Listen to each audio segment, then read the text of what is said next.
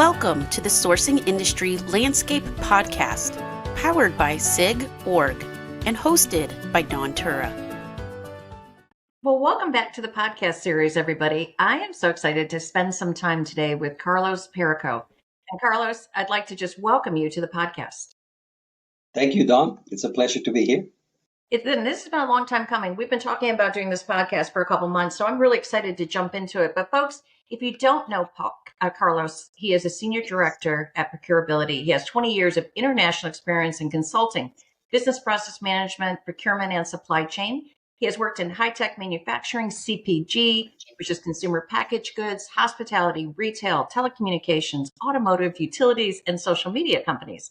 He started his career at Motorcycles, building their global procurement and supply chain finance capabilities. And later, he founded CPG, a boutique consulting firm based in Shanghai, specializing in strategic sourcing out of Asia. After returning to the U.S., he joined Denali Sourcing Services, where he spent 8 years delivering global procurement services to Fortune 1000 companies. And he was a member of the integration team after the WNS acquisition. Before joining ProcureAbility, he led Unifi's consulting delivery center's expansion. Now, he's lived on five continents, which has allowed him to learn to adapt and learn from different cultures and way of doing things.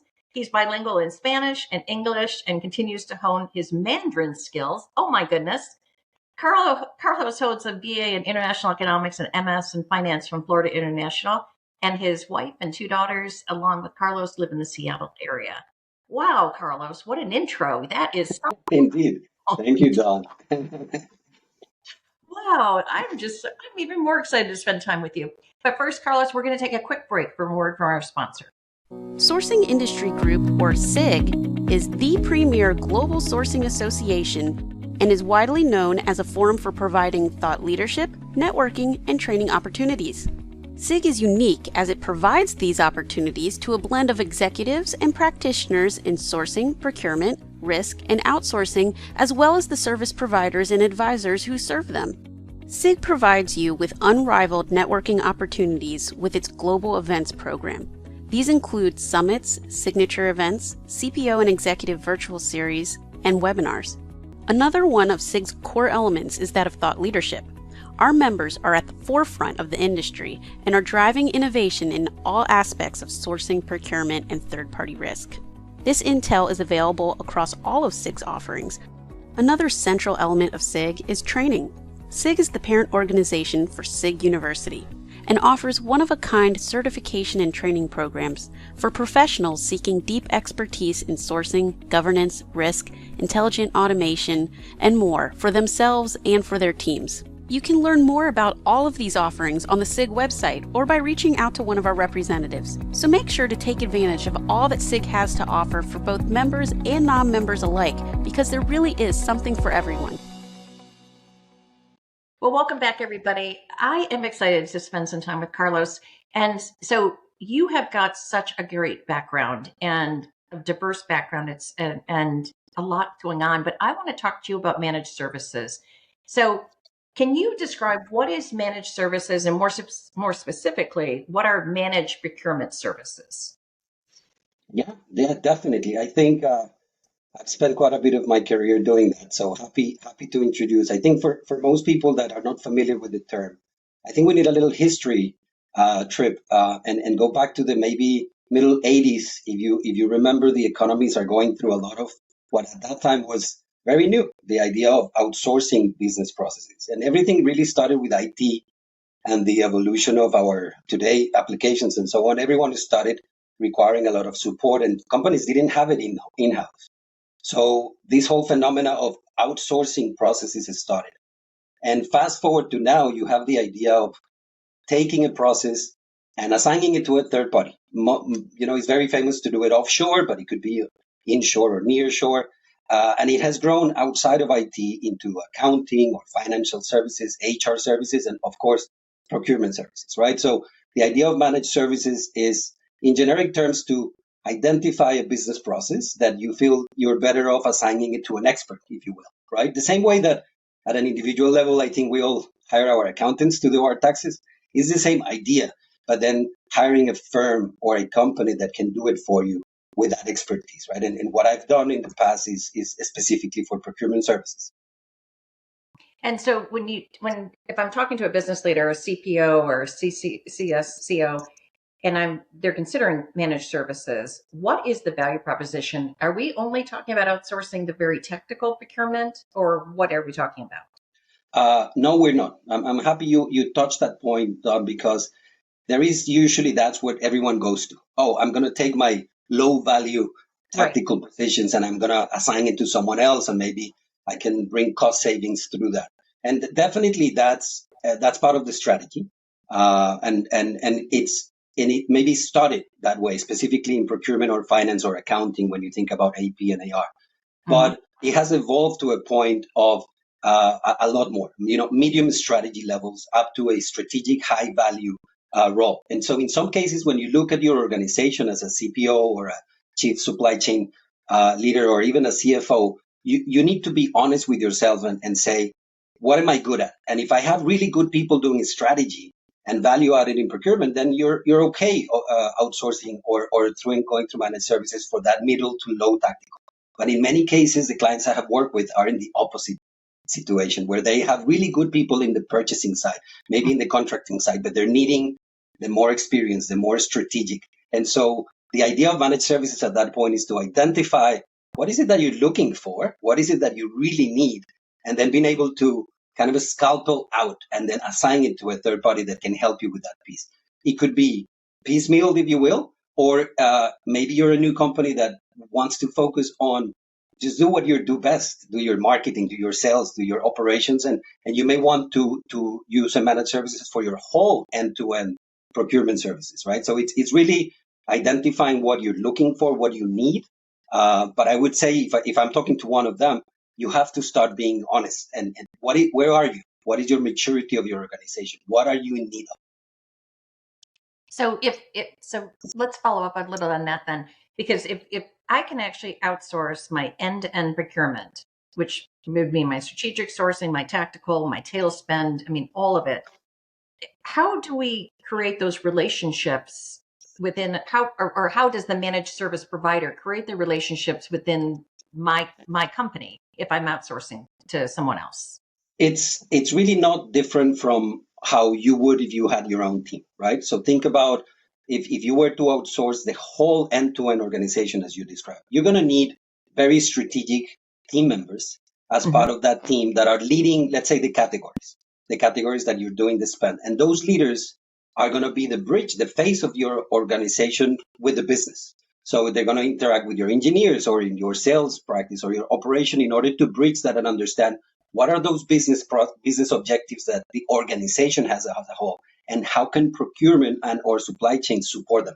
The idea is that everything that organization is doing, because it's a supporting organization, is aligned with the business objectives. Once you do that, really the game, and I think most procurement people would agree with me, it's in the stakeholder relationship. One, you need to pay attention to what am I here to support you on? What is the business really need? And then support them to achieving that. Who does it at that point could be an employee of yours, or it could be a very strategic partner through a managed services. At that point, it's more of a contractual relationship you have, but it's in my mind, it's secondary to the strategy. If you can get to the objectives by either hiring your own or outsourcing it, why not to explore? So are we talking labor arbitrage then? Am I saving money strictly for the fact that I'm going to a lower cost provider than what it would cost me to have employees? Or not necessarily. You will be surprised that no, because I think it goes back to the first question that you asked about, is it just for tactical roles? Is it just for the let's say the low value add roles? And if you're talking about only that part and in your strategy, there is a high element or desire to offshore the roles, like what we do or other firms do in locations in Asia or Latin America, then definitely you're going to acquire some of that labor arbitrage, right?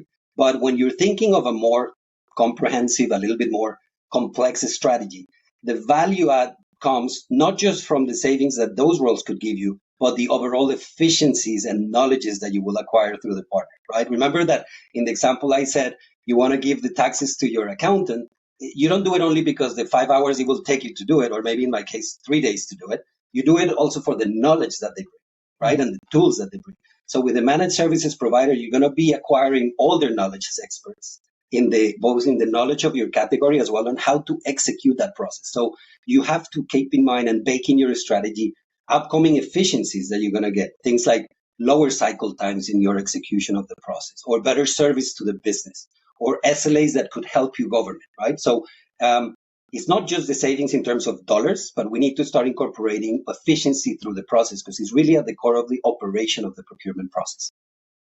Good. So I know this is not an advertisement for Procurability, but I have to ask, I'm assuming you guys offer managed procurement services. That's correct. Yeah. And so as you know, all we do is procurement. So the managed services arm that we have, of course, only focuses on procurement. And we are currently serving quite a bit of clients in different industries, in different hybrid settings, if you will, as we've discussed, right? Some of them went for that lower end of the value add roles. Others have a mix. We also have it sometimes only from the US, or also using our arm and our offices and our team in India for the offshore roles, and then mixing it up, right? It's, I think from our point of view, Don, from Procurability, it's very important to understand what the client needs. And at the top of my priorities always is the culture of the client. What are you used to? What do you like? How do you like to do business? Because it's not for everyone, and it needs to be addressed and acknowledged that change is difficult. And when it comes to that, it's important to manage it well, right? And to acknowledge the cultural impact of outsourcing a process. Yeah, that's interesting. I was just in India 2 weeks ago, and we're rolling out our SIG University training in India, because there are so many people that have their back office functions over there, and it's just such a huge, market that needs to have the same kind of training that we're offering here in North America. And I'm very glad you did that. I've been following you on LinkedIn and liking all those events in India. But to the point of what you're trying to do, I think is very important, because you asked such a good question at the beginning that we keep going back to it. It's not just those lower value roles that could be included in the strategy, right? And for that matter, we need better training and better capabilities across the delivery centers across the globe. So we, as a firm that offers that, or others, are actually can say, hey, you could do the sourcing also offshore, not just the PR to PO or the contracts administration, but you could take any of the roles or the processes within, and then have a different footprint strategy to either acquire those labor arbitrage rates that you mentioned earlier, or sometimes it's because your business needs it, right? You have global companies that need support across the time zone, so you need that knowledge across. And I'm so glad that you emphasize this, not just the tactical procurement, because that was a big conversation we had over in India, is that we have so much more capability available, but people always think it's going to be labor arbitrage and tactical, repetitive, boring work that you're going to offshore. And that's so not true, because you've got very capable people that can do the same work that any employee could do, but they're not given that opportunity very often. So I'm so glad you're focusing on getting the higher value work also into the managed services. Agreed. Yeah, I'm pretty passionate about that, because I just think we've underestimated the capabilities of some of the offshore talent, and we've limited them in what they can do. But so if I'm currently thinking about leveraging managed services, and I'm a leader of a procurement organization, what should I be thinking about before I engage you to talk about it? What should I have in my mind? I think it's very important, as I mentioned before, as you do in most things in procurement or sourcing, right? You are at that point sourcing a sourcing partner. And so don't forget that process. You need to start with what you need. You may have heard about a managed services partner from a colleague, from a conference. The fact that it works for someone, that doesn't mean it would work for you. So you really have to look at, the strong look at the mirror, as they said, and understand, what is it that you need? Is this the right strategy for you? Sometimes it's not, or maybe it's a timing issue. But if it is, then the idea of, is it an end-to-end or not, right? Is it for the high-value strategic roles that we discussed, or rather in the middle or lower? But I think at the core of it, and I insist on this point, Don, is you want to take a very good approach into selecting your partner, because the risk of selecting the wrong partner is very costly. at the end of it, you're outsourcing that. You're giving the accountability of some execution of the processes to someone that is not part of your company. So you want to maintain good quality. You don't want to hurt your relationships with the internal stakeholders that are so key, but also with your suppliers and partners that are going to be sometimes managed by them. So you have to integrate them. So to me, priority number one for that CPO thinking about it is are the partners or is the partner that you're considering aligned to what you need in terms of the processes, right? If you're looking for sourcing, are they good at sourcing? If you're looking for contracting, are they good at contracting, and so on? But also, are they a fit for your culture? Do they understand your, maybe you're an entrepreneurial culture or you're more process driven? That's very, very important because it would help you with all the steps of the change management chain that is quite important in the change.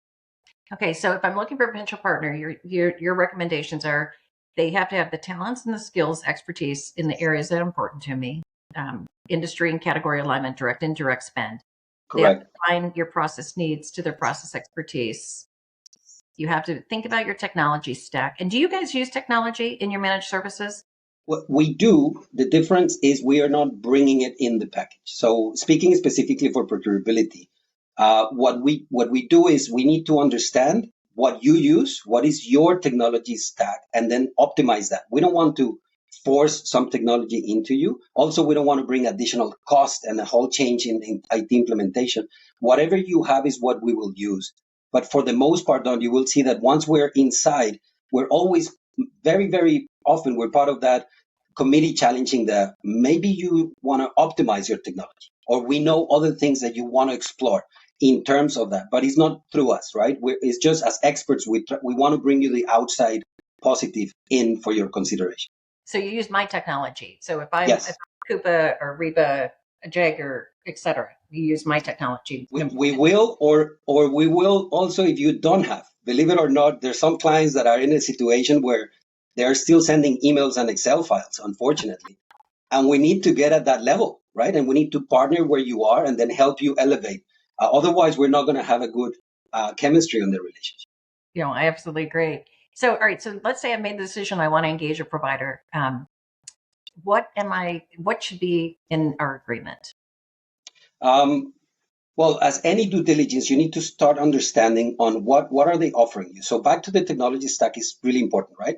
If you are considering that, so what is the technology that they're bringing in terms of whatever they're going to use, or maybe think about it, some market intelligence licenses or access, or in terms of spend analytics, if they're going to use something. And then who's going to carry the cost of those licenses, if there is any in that part, right? It's also very important to understand your need in terms of footprint. So are they going to provide services from the US only? Or let's say from our team in India? And what hours are you going to cover, right? This is one thing that usually people skip. So it's important to know my India team will support you, but it will support you on, let's say, Eastern US hours or European hours, right? To make it very clear what is the support that you're getting. So getting greedy on that. Languages that you will need is very, very important that you identify. Are you just speaking, you're going to be using only English speaking processes, or you're a global company that needs French and German and Spanish and some Asian languages? That's very important. And then from where are they going to do it? And then overall, I think it's important to also consider the risk that you are managing with this contract, right? And understand what the coverage on their professional insurance and things like that is. So then you have that element of trust in their expertise, but also covering as good governance overall. And so so would you redefine our SLAs upfront and put those in this agreement? I don't like that because if you are able to define your SLAs before starting, it means either you know your organization perfectly well and you know exactly how and what to do, which means you may not need the managed services, or you're really just estimating, and that's very dangerous. What I tend to do is to leave that as a placeholder to be managed in the maybe implementation of the program. And maybe the first 4 to 6 weeks are very heavy on looking at the data. Where are you now? And what is realistically achievable in the 6, 12, 18 months, and setting it up that way. So you're going for the improvement progressively, as opposed to having beautiful SLAs in an SOW that are unattainable. And nobody wants that. So I would always recommend to have maybe an idea of what you want or the areas that you want to measure, but leave it very clearly for the initial schedule. Let's say first 1 or 2 months, as I said, that is usually the implementation, to revise that and then have a sign off when the teams are in alignment on this is what we understood. This is where we want to take the organization to. This is what the technology allows us to measure. Don't forget that. We may want many things, but can we measure? We don't want to create an extra row of someone just logging hours and minutes just to create that dashboard. We want automation and being able to bring you efficiency. So you brought up a good point, though. If I'm talking about having an offshore team supporting me, can you tell me how are you with retention and turnover, and just share a little bit about that? Because I know in other areas that, that the talent is being stolen, or they hop across the street for an extra dollar more, or so how do you guys retain this talent in your managed services? What you said is true, and it applies to anyone across. So whoever is telling you that doesn't happen to them, there is a little fishy there, right? It's very important. And as you said, countries like India, for example, or even in the US for our talent, there are more options. People are the skills are being lifted, and therefore they are more marketable. So for us, the value proposition for someone who wants to join us is beyond the idea. We're looking at the idea of the career. We're not just looking at the idea of I'm going to assign you down to client A and then we'll discuss it. That's not it, right? The idea is a progression of saying someone that is looking for more exposure to different industries. That's part of what we were able to provide, right? It's not just procurement processes, but in 5 or 10 years with someone like us, you're going to be able to know those for the banking industry, for the CPG industry, for the high-tech industry, right? And so if you're interested in knowledge and learning, that's always that is very helpful on retention, as well as we proud ourselves of always being in the higher tier of the payment compensation, right? That's very important for us, but also that idea of growth. I think that we're seeing, for the most part in my teams specifically, I like to expose them to, because we're on the client services side, the idea of not just the procurement project and the function, but the client management, the relationship building, potentially leading a team or leading an account for it. And so that opens up almost like a career within the career. You're a procurement person, but you end up being a client service delivery for procurement. It's slightly different, and it's very exciting. So we're happy to be able to retain quite a bit of great talent because of that. Well, that's wonderful. So any last words of advice then for someone that's looking or considering, or maybe someone who's just first, learning about the managed services? Any last parting words? Yeah, nothing new from what we discussed. I want to maybe reemphasize the importance of knowing what you need. You may want this, right? Especially for some individuals that may have just joined the organization. You hear about a new CPO or a new VP of supply chain. They're so eager to make change and really bring value. And that's important. But they may be biased from what they saw before. And so, or you may be biased on what you're dreaming about, what you want the vision to be, as opposed to where are you? And so having that hard look in the mirror and having your processes really reviewed, which we as ProcureAbility can do aside from the idea of managed services, is very important to know. Maybe I'm very strong, as I said earlier, in PR to PO or the tactical function, and what I need is a strategy, or vice versa.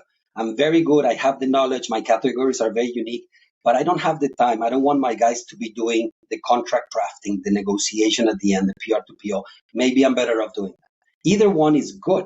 The challenge is if you choose A when you needed B, that's not going to be good.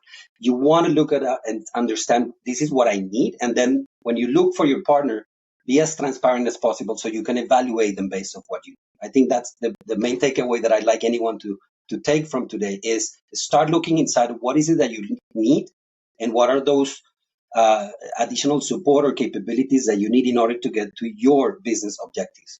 Be honest there. Once you're honest with that, you will be able to evaluate your partners in a much better way. No, I love it. And, I've learned so much. And in fact, I didn't even know you had a team over in India until I went to India and met Manish over there. Yes, you did. Yeah, he told me. Yeah, he had a blast in the event. Yeah. I was surprised. I didn't know you had offices over there. I didn't know you had people over there and everything else. So it's really good for me to know so I can share it with our members. And of course, by listening to the podcast, they can learn from you as well. but I didn't realize your managed services had gotten to be such a big offering within Procurability. So this is really exciting for me to learn about this today. Indeed, and more to come. We have great plans for growth in that area, though. Thank you for mentioning. Thank you. No, I'm really, really pleased. So, folks, this is Carlos Perico. Am I saying your last name correctly, Carlos? Very close, but I wouldn't hold you to it. It's quite difficult. It's Perico. Perico. Well done. So, Carlos Perico from Procurability. And if you don't have the opportunity or haven't had the opportunity to meet him, reach out to him, make sure he's part of your network.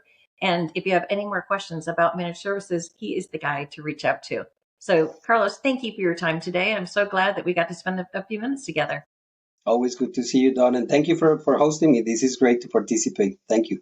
No, love having you. Thank you. And folks, remember to check into the podcast series regularly. We're always updating it with new people, new friends that we meet along the way, and exciting stories to tell. So everyone have a wonderful day. Thanks, Carlos. Thank you for listening. Subscribe to the Sourcing Industry Landscape podcast through iTunes or your favorite podcast app. Want to nominate yourself or someone else for an interview? Email us at podcast@sig.org.